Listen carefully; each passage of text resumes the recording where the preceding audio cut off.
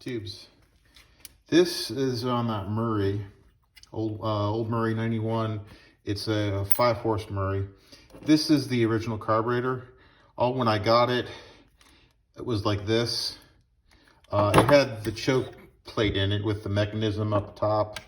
Not this, but it's something that would go up here that you would slide the choke plate in, which is this, that you would use on it.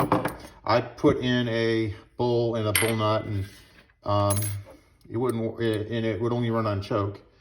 Don't know why. I even drilled out the jet here a little bit, and it would run, but then it would be way too rich. So I ruined this bowl nut, but whatever. Did something better. I took a used auto choke carb. It's like this. This is actually a brand new one, but it looks like this. What I did was I pulled this part out, pulled the plate out, pulled this part out, put in the mechanism that fits on the other engine with its setup. Had a specific plastic molding for this. So I took that out, took this plate out that was in it for the choke plate, put the choke plate for the auto choke carburetor, put this plate in, put this mechanism into the new auto choke carburetor, so it would properly choke it with and then put it back in the mower with the auto choke carburetor. And you're going to see what it looks like now. I'm taking this video after the fact as an introduction. I didn't get a lot of this on video on doing it because it took a while, because I had to bend some stuff to get it to work.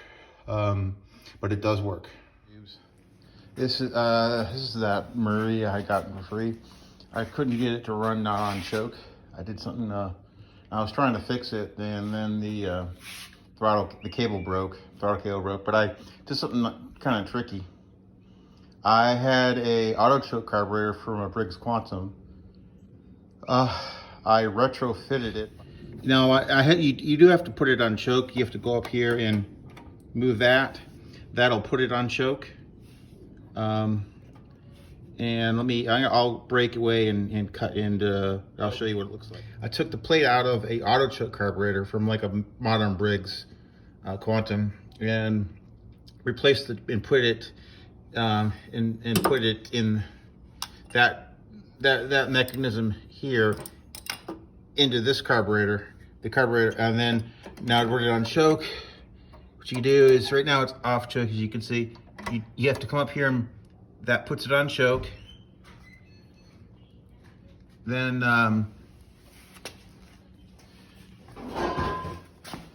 to start it, as you normally would,